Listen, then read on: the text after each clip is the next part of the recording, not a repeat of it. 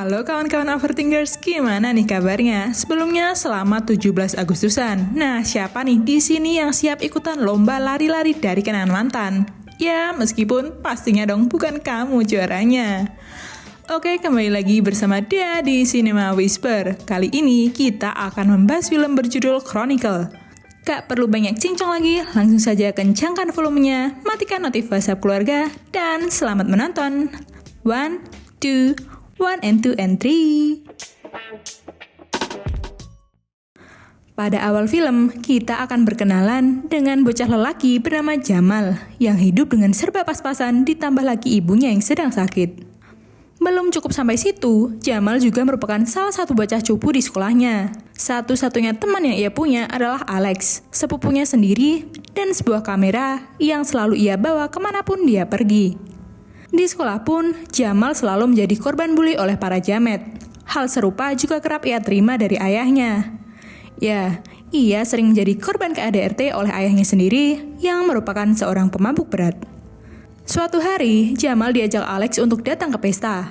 Tapi, dengan tampangnya yang tidak memenuhi kualifikasi dan kamera yang dibawanya, ia justru diusir oleh petugas keamanan di sana.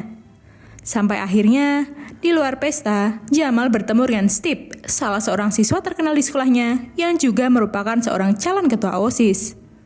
Melihat Jamal membawa kamera, membuat Steve menyuruhnya merekam sebuah penemuan yang ia temukan bersama Alex, yaitu berupa lubang hitam semacam black hole dengan suara aneh yang dikeluarkannya. Bahkan, saat berusaha merekamnya, kamera Jamal justru mengalami gangguan karenanya. Karena penasaran dan kurang kerjaan, mereka bertiga akhirnya terjun ke lubang tersebut. Sambil harap-harap cemas, 3 sekawan tadi mulai menelusuri lubang misterius itu.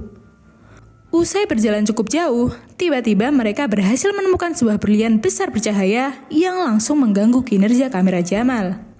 Ketika Steve coba menyentuhnya, tiba-tiba kristal itu berubah-ubah warna layaknya lampu disko dan hidung Steve mimisan seketika. Setelah itu, suara dengung semakin kencang dan kamera Jamal tiba-tiba mati total. Setelah itu, kita tidak tahu kejadian di dalam sana. Namun, seminggu kemudian, kita bisa melihat bahwa 3 sekawan ini tiba-tiba memiliki kekuatan super telekinesis, yaitu kemampuan mengendalikan objek tanpa perlu menyentuhnya. Karena penasaran, mereka mencoba kembali ke black hole tadi. Tapi ternyata, kini lubang misterius itu sudah terkubur dengan tanah. Daripada pusing mencari jawaban asal-usul lubang, Steve, Alex, dan Jamal memilih untuk mengasah kemampuan mereka. Tapi, namanya juga bocah, saking bingungnya memanfaatkan kekuatan super itu, mereka justru menggunakan kemampuan telekinesis itu untuk hal-hal unfaedah. Terutama, mengerjai orang-orang yang ditemuinya. Tapi, kelakuan mereka ini kadang kelewatan juga sih, karena orang-orang yang mereka kerjain ini, orang-orang asing yang gak mereka kenal sebelumnya. Dan gak jarang, mereka harus menanggung malu atau bahkan ganti rugi cuma karena keisengan Jamal, Alex, dan Steve. Sampai akhirnya, pada suatu hari, saat sedang berkendara, Jamal mencoba memberi pelajaran pada mobil yang terus mengklakson mereka yang berjalan di tengah jalan.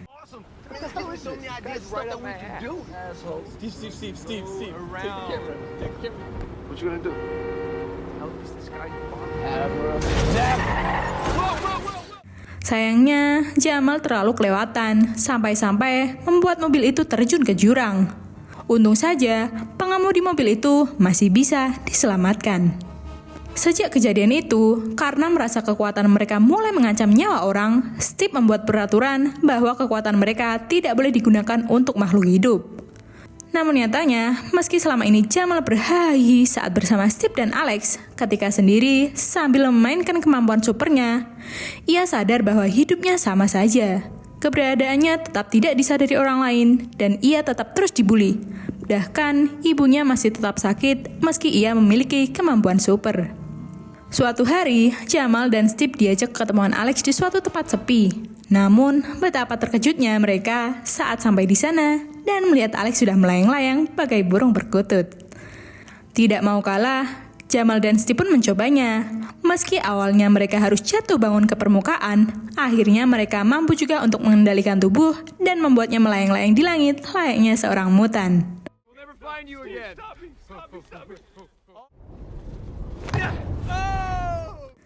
Saat sedang nongkrong bersama, Alex si calon OSIS menyadari suatu hal, bahwa selama ini ia jarang melihat Jamal, dan temannya pun masih bisa dihitung dengan satu ruas jari.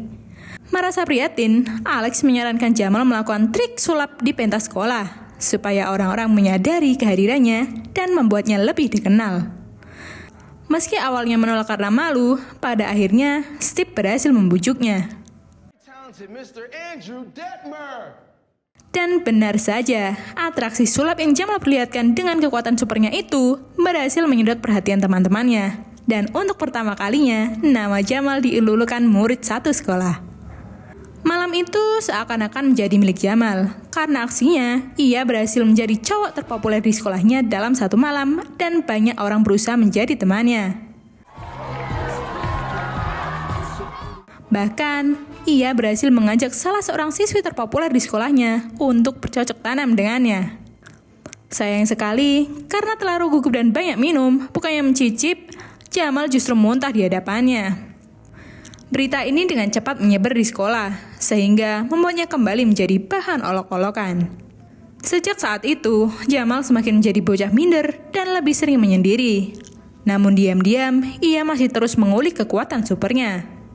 Sampai akhirnya, suatu hari, karena tidak tahan dengan bacotan ayahnya, Jamal menggunakan kekuatannya untuk menyerang ayahnya secara fisik. Karena muak, Jamal berusaha menghibur diri dengan terbang ke langit yang saat itu tengah mendung seorang diri. Tapi, tidak diduga, Steve menyusulnya karena merasa khawatir. Namun bukannya bersyukur ada yang peduli, Jamal justru mengusirnya. Leave me alone. Tapi, Steve tetap berusaha berada di sana demi menenangkan Jamal. Namun ternyata, Jamal justru kesal dan mengusir Steve dengan nada lebih tinggi. Tak diduga, suaranya itu membangunkan petir yang langsung menyerang Steve sampai dia tersambar dan jatuh hingga meninggal. Saat Alex mencoba mengkonfirmasi hal yang terjadi sebenarnya, Jamal justru menghindarinya, dan ia justru menyuruhnya menjauh jika tidak ingin celaka. Sejak saat itu, Jamal yang dulunya cupu berubah menjadi psikopat berkemampuan super. Di sekolah, ia pun melanggar peraturan yang dulu pernah dibuat Steve. Jamal justru menggunakan kekuatan supernya untuk balas dendam pada bocah yang dulu kerap membulinya dengan melepas gigi miliknya secara paksa. Dengan rasa dendam yang selama ini dipendamnya, Jamal semakin rajin mengembangkan bakatnya untuk hal-hal yang berbahaya. Selain hubungan pertemanannya dengan Matt tidak kunjung membaik, di sisi lain, penyakit ibu Jamal pun semakin parah. Ditambah lagi, ayahnya yang tidak pernah bertanggung jawab dengan pengobatannya. Akhirnya, Jamal mencoba mencari uang dengan caranya sendiri, menggunakan seragam pemadam kebakaran milik ayahnya dan kekuatan super yang dimilikinya. Rupanya, kekuatan itu ia gunakan untuk merampok orang-orang yang ditemuinya, terutama mereka yang sering mengejeknya dulu. Jamal juga merampok salah satu minimarket di dekat rumahnya. Tanpa diduga, petugas di minimarket itu dilengkapi pistol yang ia gunakan menyerang balik Jamal. Meski sempat berhasil menghentikan peluru, sayangnya peluru itu justru mengenai pom bensin dan menyebabkan ledakan dahsyat yang juga melukai Jamal. Sambil terbaring dipenuhi perban, Jamal juga dimaki-maki oleh sang ayah atas kematian ibunya. Namun, tanpa sepengetahuan ayahnya, Jamal ternyata mampu mendengar makian sang ayah dan membalasnya. Tak hanya itu, Jamal juga membawa terbang ayahnya dan menjatuhkannya dari lantai 30 gedung rumah sakit. Untung saja, ada Alex yang berhasil menangkapnya sebelum terjatuh. Sebelum dihujani pertanyaan oleh orang sekitar, Alex berusaha melarikan ayah Jamal bersama pacarnya. Namun, di tengah perjalanan, Jamal justru mencegahnya dan mengangkat mobil itu untuk siap-siap dijatuhkan dan membunuh ayahnya. Beruntungnya, Alex masih berhasil menyelamatkan pacar dan ayah Jamal. Kekacauan tak berhenti sampai di situ. Jamal yang masih melayang-layang berusaha mengambil semua kamera yang berusaha merekamnya dengan menghancurkan kaca-kaca gedung. Sebagai sahabat baik, Alex coba mengingatkannya. Tapi seakan sudah kerasukan jin ifrit, Jamal tetap tidak memedulikannya. Ia justru mengajak Alex berduel untuk membuktikan siapa yang paling kuat di antara mereka. Belum juga sempat mengiyakan, Alex sudah diserang oleh Jamal dan dari situlah terjadi pertarungan sengit di antara keduanya dimulai. Jamal yang sudah colong start duluan tentu berhasil melawannya dengan mudah dan kembali melanjutkan misinya untuk menghancurkan kota. Kekacauan itu berhasil mengundang polisi untuk menangkap Jamal. Namun, karena jin ifrit sudah menguasai akal sehatnya, tanpa rasa takut, Jamal melawan hujanan peluru dari para polisi. Bahkan, Jamal berhasil menahannya dan melawan pria-pria berseragam tadi.